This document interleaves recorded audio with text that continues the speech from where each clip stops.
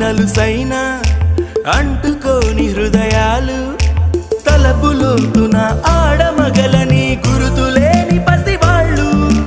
మాటలాడుకోకున్న మది తెలుపుకున్న భావాలు